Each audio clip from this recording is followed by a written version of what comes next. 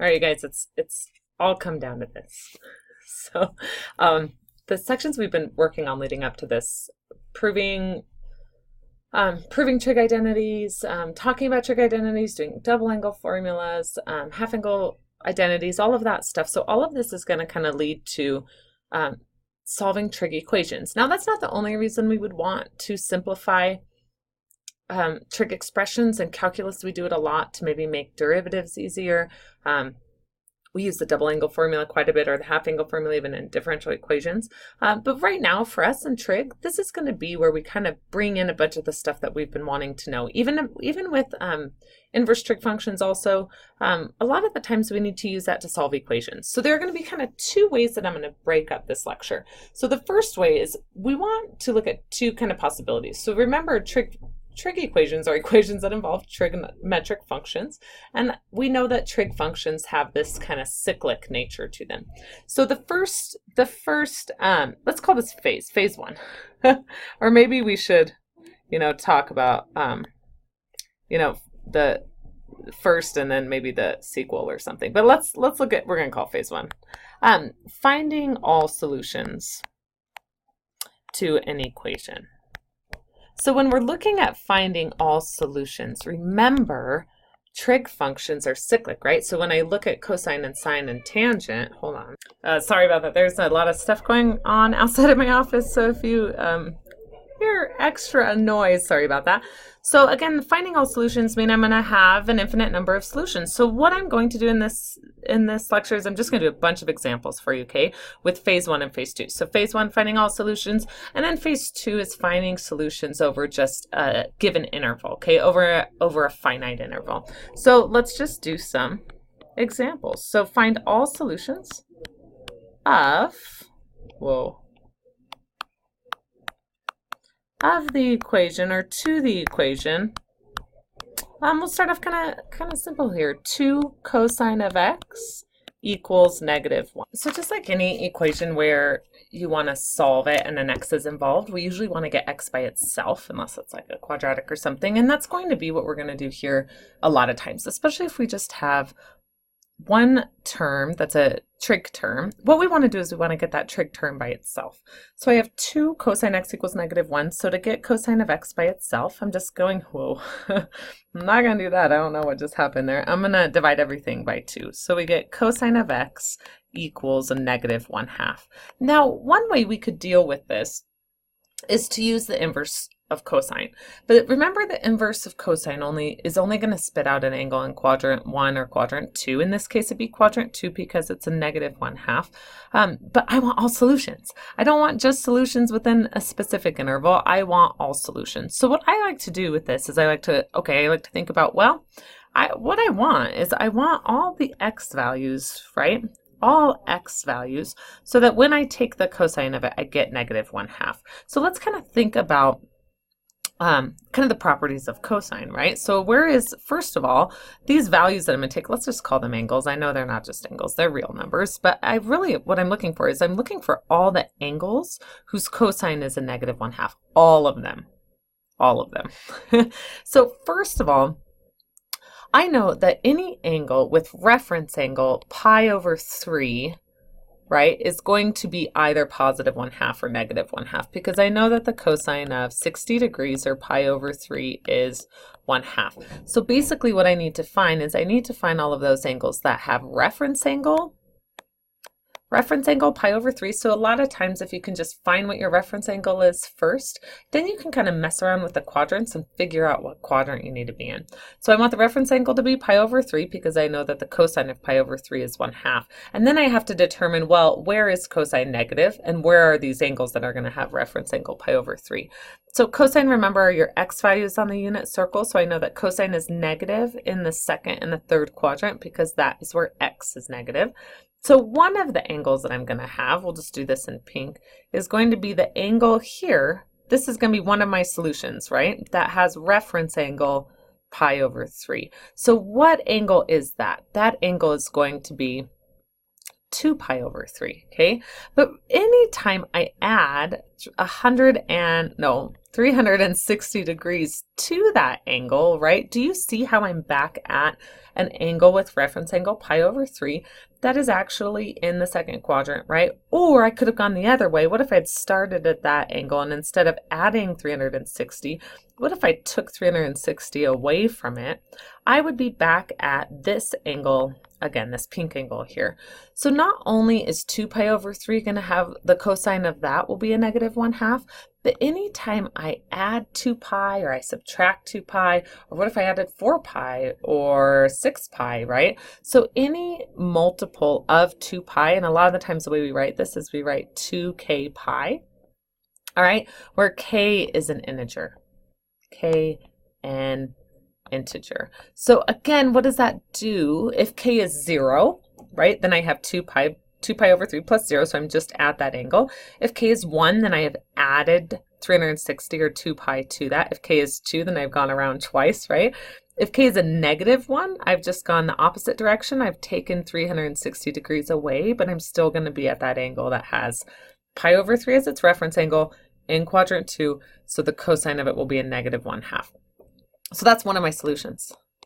Well, not just one. That's an infinite number of solutions, right? Because k being an integer, that's an infinite number of numbers. So that's just not one of my solutions, but this represents an infinite number of solutions. But that's not the only one, you guys. There's another one. I know, I'm excited too. Are you excited? I'm excited too. What if, where else is cosine negative? We already talked about that. Cosine, that's a weird color that I just grabbed. Let's just do white. Cosine is also negative in the third quadrant, right? Where I have reference angle, again, pi over 3, but I want to be in the third quadrant because that is where cosine is negative. So what value of x is that going to be? Well, if this is 3 pi over 3, right, or also known as pi, what would that be? That would be 4 pi over 3. And then again, we make this argument.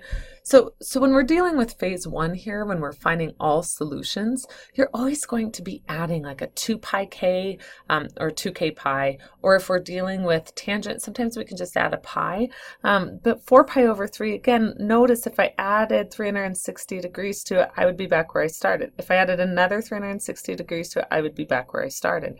If I took 360 degrees away, meaning going the opposite direction, I would be back to that angle again. So this guy is also, we're going to represent it as 4 pi over 3 plus 2k pi, plus 2k pi. I don't know why that sounded like I was going to say something else. Where again, k is an integer, all right? So this, my friends, is my solutions. So the solutions to this equation, if we wanted to state them all at once, we are going to have 2 pi over 3 plus 2k pi, okay, any multiple of 2 pi, and 4 pi over 3 plus 2k pi. I mean, just try it. Try it sometime. Try and plug in those values. Any number that is 2 pi over 3 plus 2k pi, put it into your calculator if you want, if you don't want to think too hard, and you'll see you'll get a negative 1/2. Make sure you're in radians. Okay, let's do another one. Still in phase 1. Let's look at some more examples. So let's find, what I would like to do is, and here, in that last example, I assumed we were going to be in radians. Let's go ahead and do this in the next one in degrees, okay? So let's solve, or find all solutions. Let me tell you what I want you to do, I suppose. Find all solutions. And I'll go ahead and tell you in radians, or no, I'm sorry, in degrees. I promised degrees for this one, right? In degrees of the equation 4 sine squared of x equals 1. Okay, so I want all x values that make this equation true. That's exactly what it means to solve an equation, right? Find all the variables of the equation that make that equation a true statement. Excuse me. So just like we did with this one is, I usually want to get my x by itself, but in this case we had really a trig function. So my goal in this case was to get the trig function by itself. That's what I'm going to do with something like this as well. So how do I get this? How do I get a sine of x by itself? Well, first I'm going to divide both sides by 4, right? So I get sine squared of x equals 1/4. And now I'm going to, how do I get rid of a squared? We're going to square root. Here's the key though. Don't forget to do this. Anytime you bring in a square root that is not there originally, right? we need to bring in a plus or a minus because we don't know if whatever we were squaring was positive or negative, because when I square a positive, I get a positive, and when I square a negative, I get a positive. So we don't know if it was positive or negative there. So look at what I have here. So I have sine of x equals plus or minus the square root of 1/4, which is also known as plus or minus 1/2. So we really now have two equations that we need to solve. I have sine of x equals 1/2, or I have sine of x equals negative 1/2. And let's kind of see what I want to do first. And one way to approach the all solutions thing well is to basically find all of the solutions between 0 and 360, and then just add that 360k to everything. The 360k where k is an integer. And that's what we kind of did with that last one, right? We found our solutions just in the first, second, third, fourth quadrant, right? Just between 0 and 2 pi. And then we started adding or subtracting 2 pi to that to get everything. So I'm going to do the same thing here. So sine of 1/2, what's my reference angle going to be? So I'm going to first figure out my reference angle. Well, I know that the sine of 30 degrees, right, is 1/2. So my reference angle in this case is going to be 30 degrees. That's going to be for both of them. And so maybe we should put that up here. My reference angle is going to be 30 degrees for both of them because I know that sine of 30 degrees is 1/2. Now I need to figure out, okay, what quadrants are we hanging out in? So this guy right here, because the 1/2 is positive, right, where is sine positive? Sine is positive in quadrants 1 and 2 because sine are your y values. So I'm going to have two angles here. I'm going to have 30 degrees, right, for sure. That one was easy. And then I'm going to have this angle right here whose reference angle is 30 degrees. So what is that angle? That's 150 degrees. So if I look at all solutions, we'll talk about this in a minute, but what do I know this one has given me then? I could do 30 degrees plus 360k, right? If I add 360 or if I subtract 360, I'm going to be back at 30 degrees. What else has this told me? That I could also have 150 degrees, right? Because sine is positive there, plus 360k, right? So that is where I've found solutions to the sine of x equals a positive 1/2, right? I found reference angles or angles with reference angle 30 degrees in quadrant 1 and quadrant 2. Quadrant 1 was pretty easy. But now notice if I add 360 to it, I know I've said this like 100 times already, I'm back where I started. Or if I subtract 360 from it, I'm back where I started. Okay, let's look at this one over here. So sine of x equals a negative 1/2. So I'm drawing my coordinate system like this because I know that sine is negative in the third and fourth quadrant because it's your y values. So I want this angle right here whose reference angle is 30 degrees in the third quadrant. So that's 210 degrees, right? And then I also want the angle here, if we go all the way around, right, with reference angle 30 degrees. So this is 330 degrees. So what are my also my solutions for x? Well, I have 210 plus 360 degrees k, or I have, what, 330, right? And again, all solutions, so I must add that 360k. Anytime it asks for all solutions, you're going to be adding something like that. And these are the solutions to sine of x equals a negative 1/2. Okay, so of course, there's something that could be done that makes this a little bit more interesting. And I don't know if your idea of interesting and my idea of interesting are the same. I would think probably not. But I wanted to show you, this is not a wrong answer.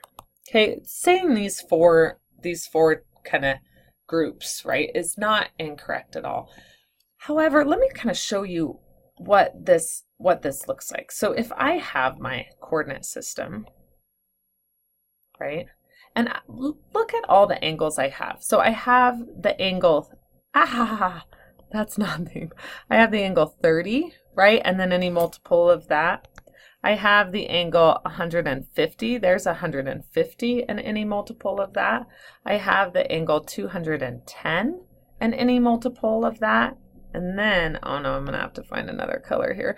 I have the angle, right, 330. So that was my 330. I have the 210, right? I have the 150, and then I have the 30 degrees. But one way I could condense these is if you look at this, if you notice, if I take 30 degrees, right? Oh, I shouldn't use that color, sorry. If I take 30 degrees, and look at how 30 degrees and 210 degrees are kind of along the same line here, right? So what if I took 30 degrees and I just added 180 degrees to it? Do you see if I take 30 and I add 180, I'm at 210? What would happen if I added another 180? Well, look at there. I'm back at 30 degrees again. So I can actually describe these angles right here and these angles right here all together now as 30 degrees plus, instead of 360, let's just add pi k. Or I think k pi is maybe how doesn't matter. And it's not pi. We're doing degrees. So plus 180k. So do you see how just by adding that 180k, I've taken care of this guy and I've taken care of that guy. So I can describe all of these guys by just adding 180. Okay, so likewise, if I look at my 150 degrees, right? If I add 100, so this is 150. If I add 180 to 150 degrees, oh, what do you know? I'm at 330 degrees. Then if I add another 180, then I'm at 150. Or I could have gone the other way. If I had subtracted 180 from 150, I'm at a negative 30, which is coterminal with 330 degrees. So I'm getting all those same solutions, which is what I want. So what am I going to describe x to be then? I'm going to be 30 plus 180, or I could be 150 plus 180, and now I'm done. Notice how I've described a reference angle in the first quadrant and a reference angle in the second quadrant. And now by adding 180, I just start popping into angles in the third and the fourth quadrant, okay? So this is a little bit more concise. All of this isn't wrong. It just, this is a little bit neater maybe, is to be able to describe all of them with them. Does that make sense? I'm gonna pretend, since you can't actually speak to me, I'm gonna pretend that that makes sense. Let's do one more of phase one and then let's move to phase two. So again, phase one, we're finding all solutions, right? Let's do radians again. I know degrees maybe we're a little bit more comfortable with, but I think it's good for us to practice in radians. Find all solutions in radians to the equation or of the equation. Let's do something a little bit more interesting. How about something like this? Sine of 2x, okay, cosine x, minus sine x, equals 0. Wow. Wow. All right, here's the problem. When you are dealing with an equation like this, you want all of your trig functions to be taking the trig function of the same angle.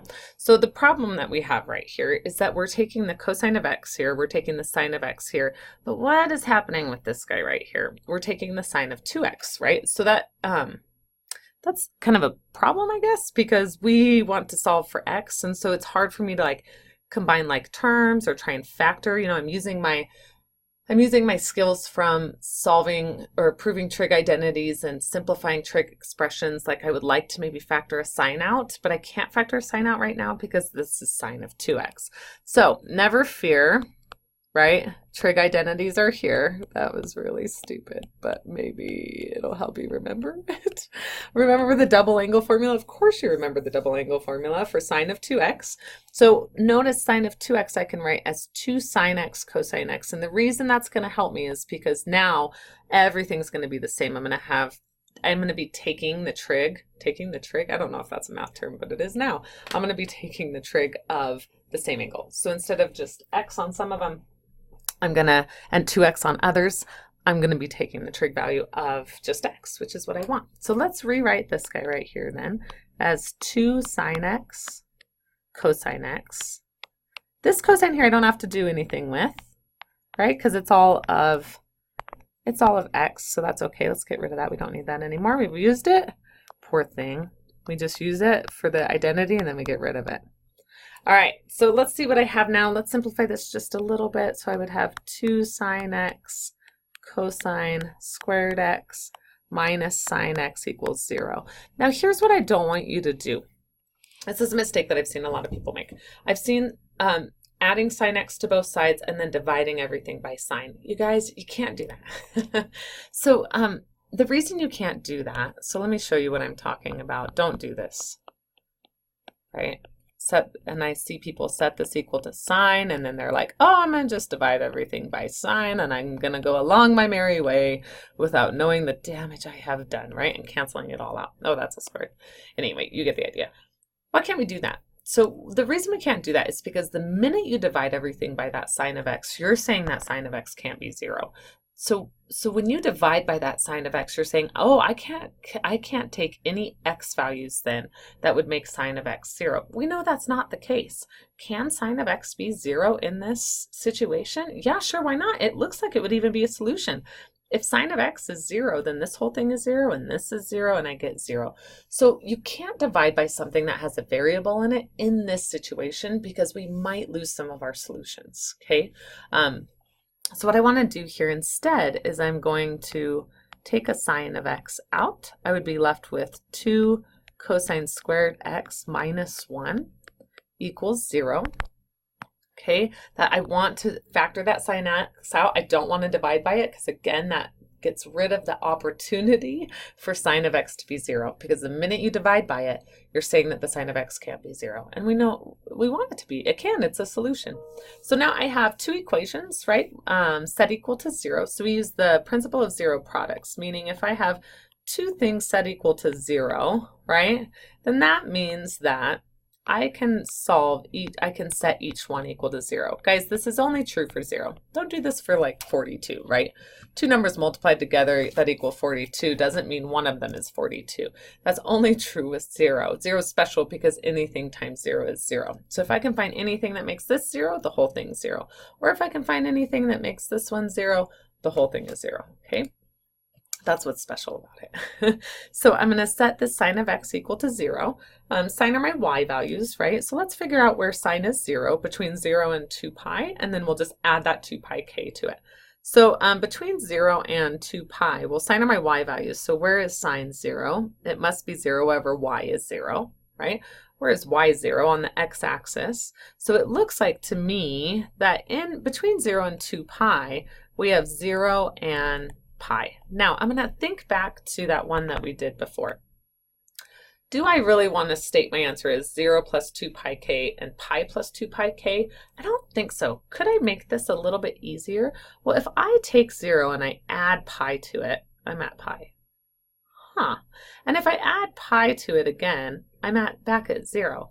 Or if I subtract pi from it, I'm at a place where sine is 0. I'm at negative pi, right? Which I am 0 at. Sine is 0 there, or if I subtract another one. So actually what I'm going to describe this as is I'm going to describe x then as, this is going to look kind of silly, but I'm going to describe it as 0 plus any multiple of pi. Well, remember 0 plus anything is just the anything.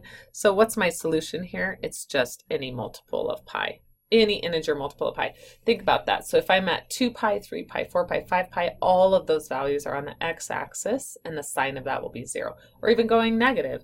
Negative pi, negative 2 pi, negative 3 pi, still going to be 0. Or if k is 0, right, then I'm at 0. All right, cool. So that's one of my solutions. X equals k pi. Let's solve this guy right here. I'm going to add 1 and then divide by 2. So I get cosine squared of x equals 1 over 2. Take the square root of both of those, making sure to bring in a plus or minus. So square root of 1 is 1. Square root of 2 is root 2. So I have the cosine of x equals plus or minus 1 over root 2. So what do I want to solve? I want to solve that the cosine of x equals positive 1 over root 2.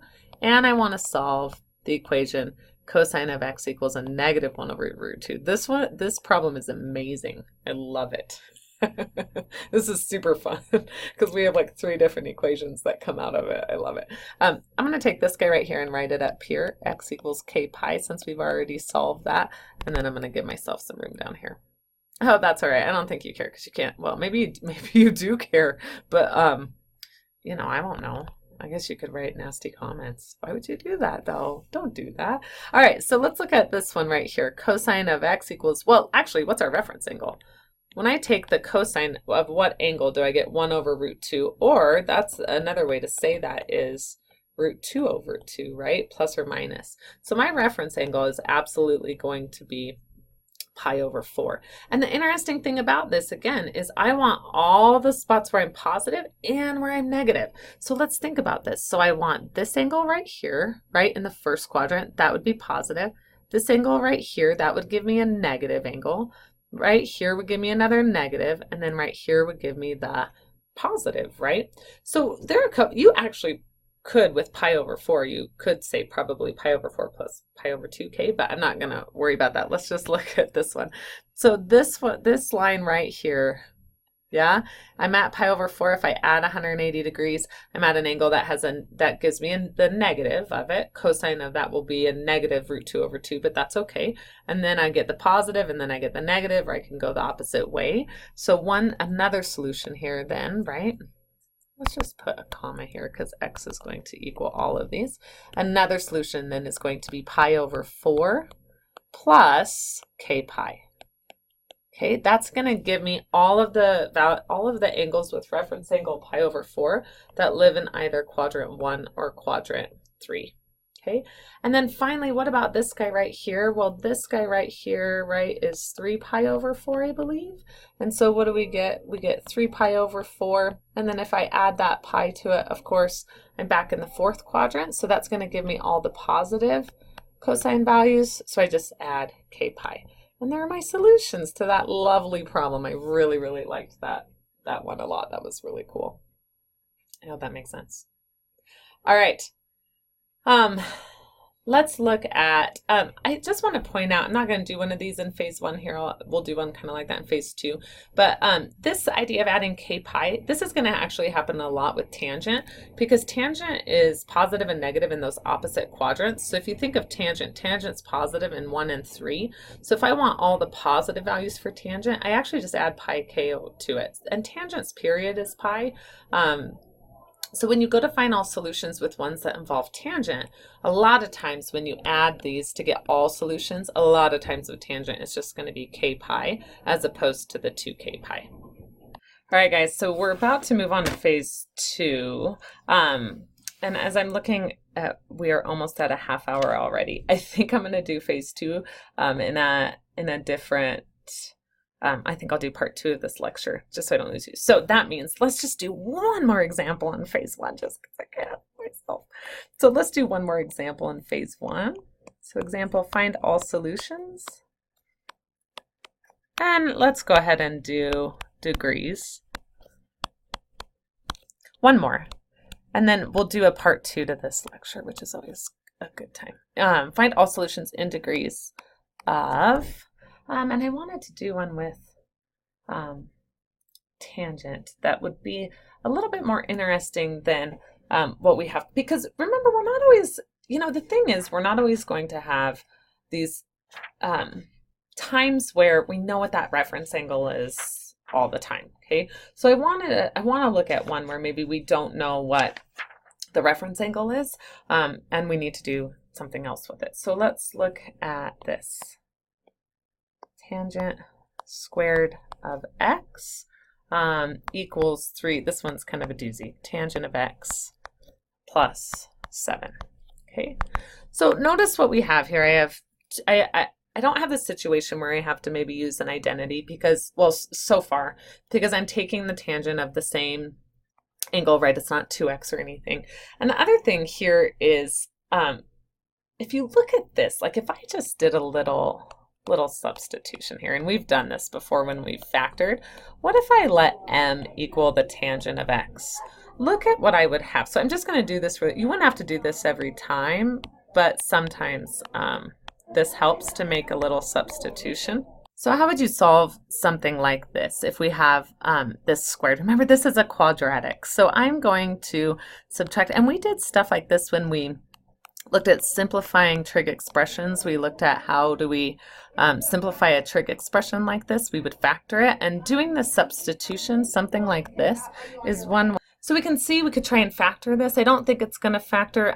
You can try. One way to kind of see if it's going to factor, a little hint, is if you take 2 times -7, you get -14. If you can find 2 factors of -14 that add to be that -3, it'll factor.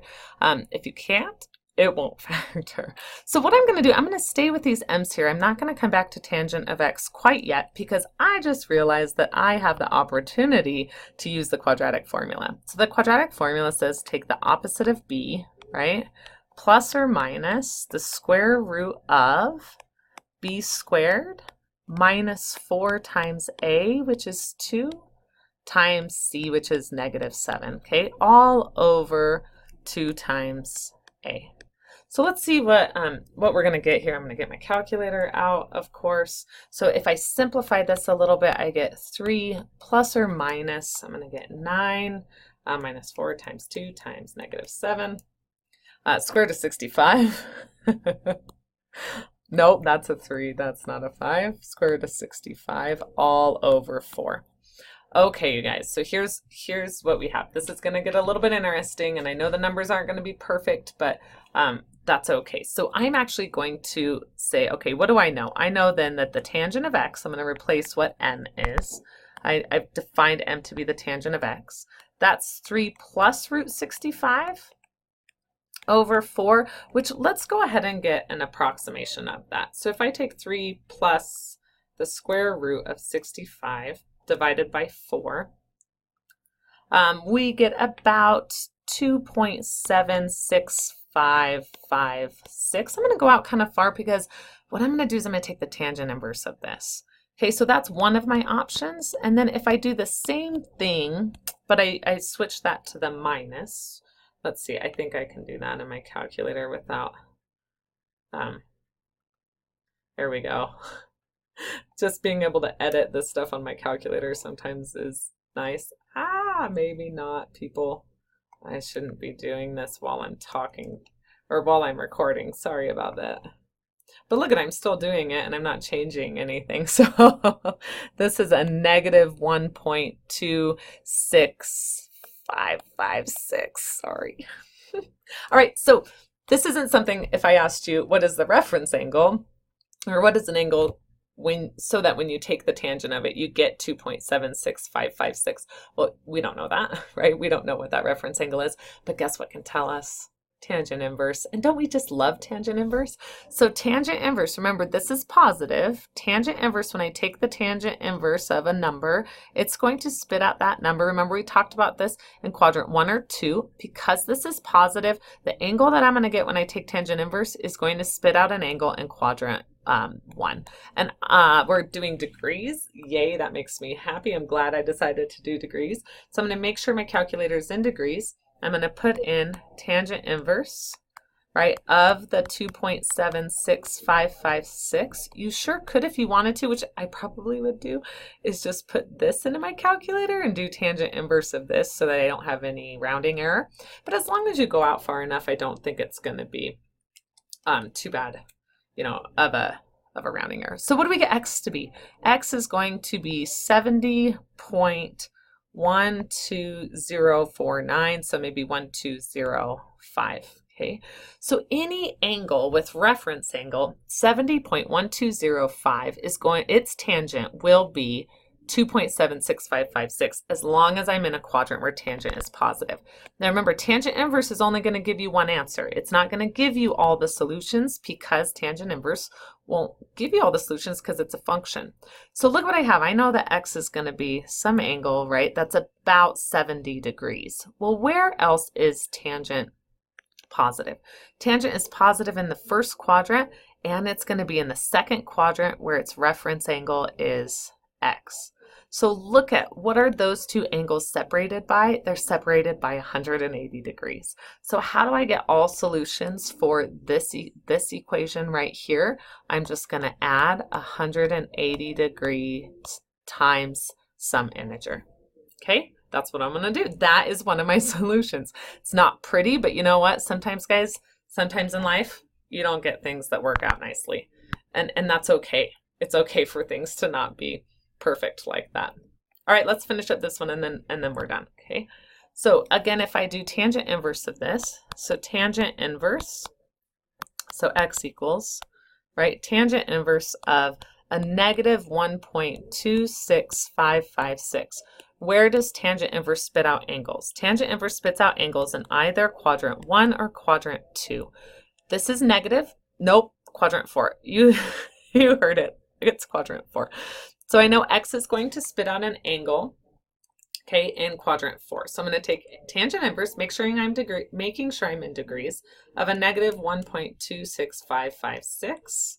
Okay, and what do I get? I get x to be a negative 51.6855, let's say. But again, if I want to get all of them, what do I need x to be? X needs to be a negative 51.688855.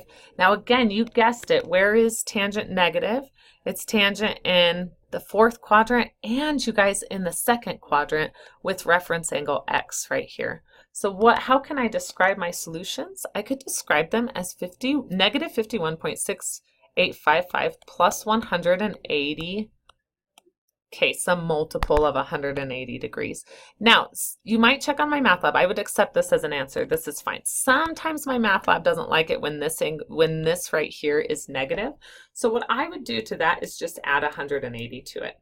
So just take your initial angle to be that angle in the second quadrant, and that is 128.31455. 3145. And then add that 180K to it. Because that right there, that gives you an angle where your initial angle, I mean, I still can get back to here. If that K is negative 1, I can still get back to that negative 51.6855. That was a lot. Good thing phase 1 is just part 1, right, of this lecture. I think I'll even on your homework probably split it up into 2 homework assignments because these can be a little tricky and you need to take your time with them, and that's okay to take your time with these. We have plenty of time in the course to go through this. So again, let me know if you have questions on this stuff. Do the fun sheet, watch the lecture. Obviously you already did that if you're still with me, and just holler at me if you need any help.